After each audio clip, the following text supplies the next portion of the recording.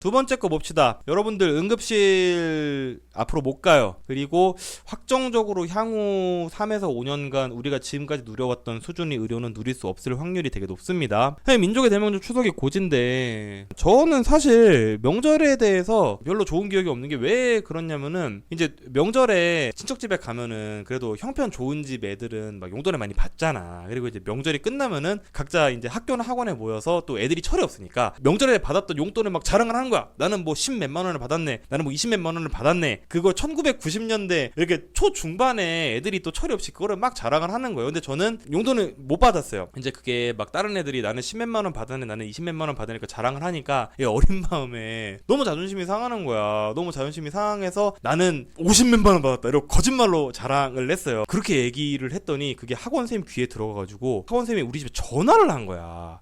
현성이가 학원에 와가지고 애들한테 이렇게 얘기를 했는데 좀 이러면은 애들이 자존심이 상하고 속이 상할 수가 있으니까 이런 얘기를 시키지 말라고 얘기를 한 거야. 그래서 집에 가서 정말 뒤지게 맞았어요 그날. 막 너는 왜 뭐 용돈 받지도 않은데 거짓말을 해가지고 왜 난 정말 그때 이게 그 어린 시절에 진짜 그 한으로 남은 게 내가 만약에 정말로 용돈을 많이 받아가지고 그렇게 말을 해서 엄마한테 두드려 맞았으면 내 진짜 억울하지도 않아. 왜냐? 매는 맞더라도 돈이 남잖아. 그렇죠. 근데 나는 돈도 못 받았는데 그거를 이렇게 거짓말을 했다고 이렇게 혼이 나고. 근데 더 기분 나쁜 게 뭐냐? 어쨌든 나는 용돈을 못 받았잖아. 그렇죠? 나한테 그렇게 용돈을 한 푼도 안 주던 어른들이 내가 나이를 먹으니까 여기 보이죠? 모의고사는 몇 등급 나오냐? 대학은 어디를 지원할 거냐? 살 좀 빼야 인물이 살겠다니까. 아니 돈 한창 줘야 될 때는 돈 안 줘놓고 나이 좀 먹으니까 자기들 잔소리 할 건 다 하더라고. 그래서 아무튼 뭐 명절에 대한 얘기를 갑자기 좀 했는데 그래도 명절은 또 즐거운 날이 될 수 있습니다. 뭐 요렇게 생긴 과자도 먹고 뭐 갑자기 생각 안 났을 텐데 정답은 육아입니다. 뭐 이렇게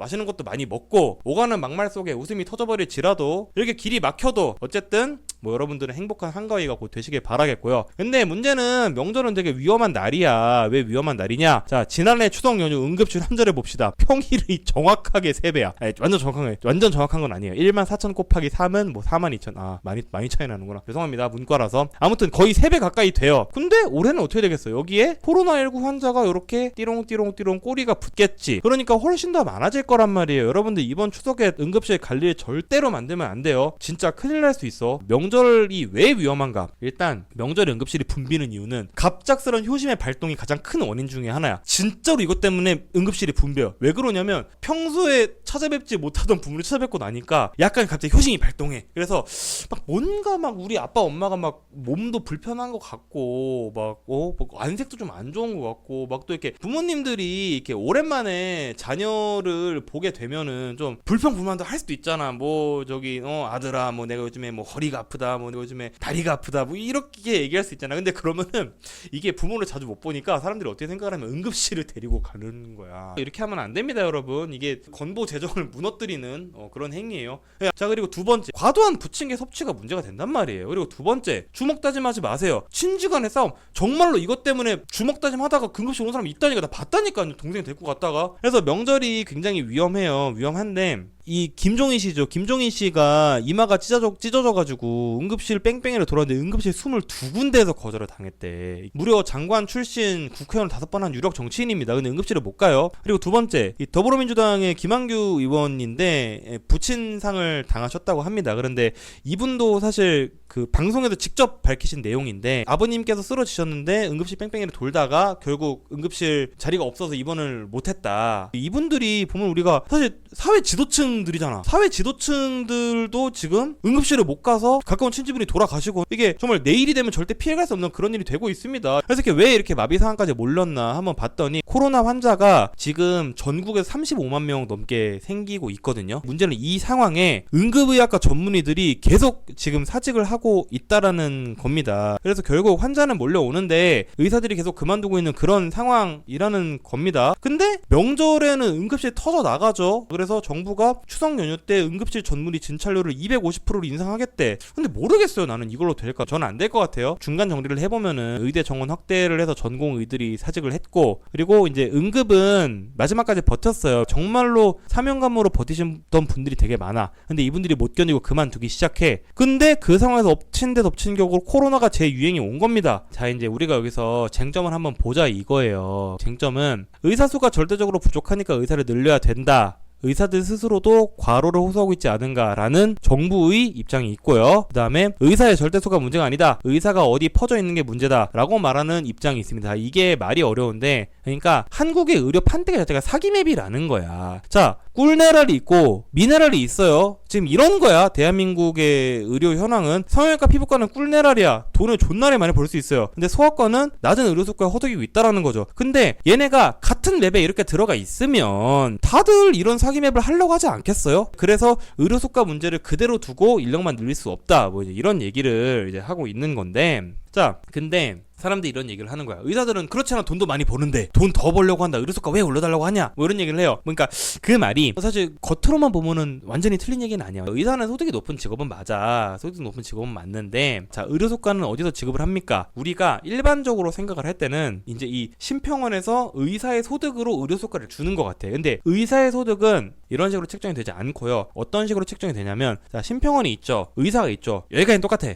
근데 중간에 병원이 있어. 그래서 의료수가는 심평원이 병원에 정산을 해주는 거고, 이 병원은 이 의료수가 중의 일부를 의사의 인건비로 정산을 해주는 겁니다. 그렇기 때문에 결국 의료수가는 의사의 소득이 아니에요. 정확히는 병원의 소득이라고 우리가 봐야 되는 겁니다. 근데 제가 말씀드렸잖아요. 우리나라 의료수가가 낮다고. 그럼 이게 무슨 문제가 발생하냐? 의사는 몸값이 굉장히 비싼 직업이잖아요. 그러니까 의료수가와 관계없이 의사는 원래 인건비가 높은 직업이야. 근데 그 인건비를 정산해 주는 건 누구예요? 병원이죠. 근데 심평원이 병원의 의료수가를 낮게 정산해 주면 병원은 어떻게 되겠어요? 적자를 보게 되는 거죠. 그래서 우리나라는 의사는 부자인데 병원이 가난한 이상한 나라가 만들어져 있는 거예요. 그래서 의료는 근본적으로 노동집약적 산업이야. 제가 이제 흰고라이브 3화 때 농업 얘기하면서 천조국의 농업과 한국의 농업을 여러분들한테 말씀드린 적이 있잖아요. 자, 의료는 뭐냐? 이거야. 본질적으로 이거예요. 자, 아무리 내가 때깔이 나는 장비가 있어. F-22 랩터가 있어. 근데 하지만 이 사람들이 없으면 우리가 전쟁에서 이길 수 있어요? 없단 말이야. 근본적으로 의료는 노동집약적인 산업이에요. 그렇기 때문에 인건비 비중이 굉장히 높을 수밖에 없는 게 병원입니다. 그래서 이거는 제가 지어서 말씀드리는 게 아니고 실제로 그 병원 경영 분석이라는 그 보고서가 있어요. 근데 여기서 보면은 한국의 병원이 원가가 이제 인건비 43%, 재료비 22%, 관리비 25%. 그래서 실제로 이제 인건비 비중이 이렇게 높은데, 한국 병원의 원가 비율은 실제로 장사를 접어야 되는 그런 수준이에요. 한국에서 160병상 미만 병원의 원가율은 101% 정도가 되거든요. 근데 이게 10년 전부터 그랬어. 10년 전부터 적자가 쭉 누적이 돼 왔던 거예요. 특히 공공병원 원가율은 124.9%야. 지속이 안 돼요. 이거는 지속이 안 돼. 실제로 우리가 이거를 계속 끌고 오다 보니까 어떤 일이 생겼어. 진주의료원 폐업됐었죠. 공단 일산병원도 장례식장으로 의료적자 땜빵하죠. 지방의료원 환자 없었고 병동 텅 비었죠. 경기도 의료원을 봐요. 의료원 산하 6개 병원이 다 적자야. 근데 동북부의 공공의료원을 또 설립을 해야 된대. 이거 지속 가능할까? 지속 가능하지 않다라는 얘기입니다. 근데 문제는, 더 큰 문제는 아무리 이렇게 얘기를 해봤자 와닿질 않는다는 거야. 자, 왜 와닿질 않는가? 아까 말씀드렸죠. 의료 수가가 낮아서 힘든 데는 병원이야. 즉 A야. 그리고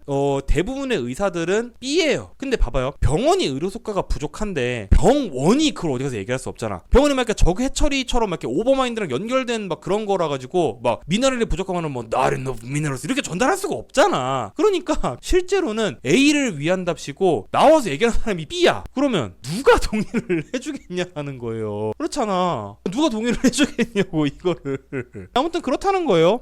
게다가 자, 아무리 이런 현실이 있다라고 한들 의사들은 잘못이 없냐? 우리가 이거를 봐도 사실 그렇고요. 이거를 봐도 그렇고, 지방에 부족한 건 의사가 아니라 민도래. 뭐 이런 사람이라던가. 아니 나는 되게 막 왜 이렇게 자기 신분을 되게 이렇게 자랑스럽게, 그러니까 이렇게 험하고 나쁜 말을 갖고 1인 시를 할 거면서 자기 신상을 이렇게 드러내고, 나는 잘 이해는 안 돼요. 이런 소리들이 안 나오게 해야 국민적인 공감대를 얻고 정권도 좀 양보를 하고 그렇게 되지 않겠어요? 아무튼 정리를 해보자면, 정권은 그냥 나이바가 생각하는 거야. 의대 정원 늘리면, 그러니까 내년부터 2,000명을 받으면 그 2,000명이 졸업을 하면 그렇게 되겠지 라고 생각을 하는데, 아니죠. 꿀네랄이 있고 미네랄이 있어요. 누가 오른쪽을 선택을 해? 누가 이걸 캐? 여러분들이면 이걸 캐겠어요? 그러니까 맵을 바꿔야지. 자원지대에 참여하는 플레이 플레이어를 늘린다고 이게 해결이 되는 게 아니라는 얘기야. 이대로 가면 우리 다 죽습니다. 필수과 지방의료는 저는 골든타임도 이미 끝났다고 생각을 해요. 뭐 의사들이 지금 뭐 고생을 하고 그만두고 뭐 우리가 선백을 칠 수는 있겠죠. 근데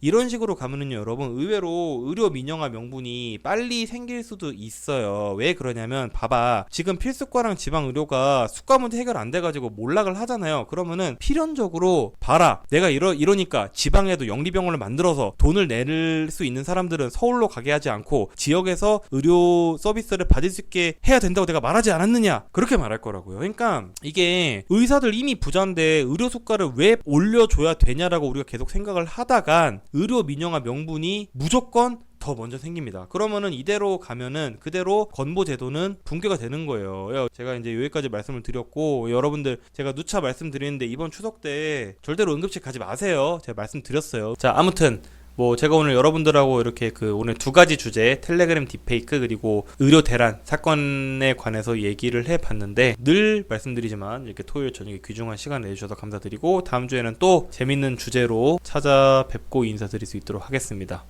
그럼 저는 오늘 여기서 인사드릴게요. 여러분 안녕히 계세요.